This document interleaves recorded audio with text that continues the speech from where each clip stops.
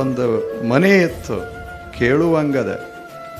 ಎಂಥ ಜನ ಈ ಜಗತ್ತಿನಲ್ಲಿ ಬಾಳಿ ಬದುಕ್ತಾ ಇರ್ತಾರೆ. ಒಂದು ಸಣ್ಣ ಮನೆ ಇತ್ತು. ಆ ಮನೆಯೊಳಗೆ 3 ಹುಡುಗರಿದ್ದು, ಮಕ್ಕಳಿದ್ದು. ಮನೆಯಲ್ಲಿ ತಾಯಿ ಇದ್ಲು, ಆದರೆ ತಂದೆ ತೀರಿಕೊಂಡಿದ್ದ. ಮಕ್ಕಳನ್ನು ತಾಯಿ ಜೋಪಾನ ಮಾಡ್ತಾ ಇದ್ಲು. ಅದೇನು ಶ್ರೀಮಂತರ ಮನೆಯಲ್ಲ, ಸಾಮಾನ್ಯ ಮನೆ, ಬಡವರ ಮನೆ. ಆದರೆ ಉಣ್ಣಾಕ ತಿನ್ನಕ್ಕೇನು ಕೊರತಿರಲಿಲ್ಲ.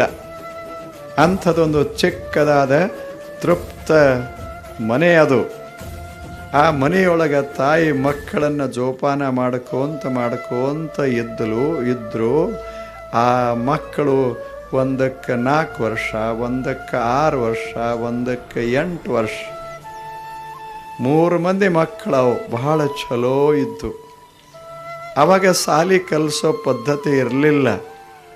ತಾಯಿನೇ ಗುರುವಾಗಿ ಮಕ್ಕಳು ಹೆಂಗೆ ಬದುಕಬೇಕು ಅನ್ನೋದನ್ನು ಕಲಿಸ್ತಿದ್ಲು. ಈಗಿನ ಶಾಲೆಗಳು ಬೇರೆ, ಅವಾಗಿನ ಶಾಲೆ ಬೇರೆ.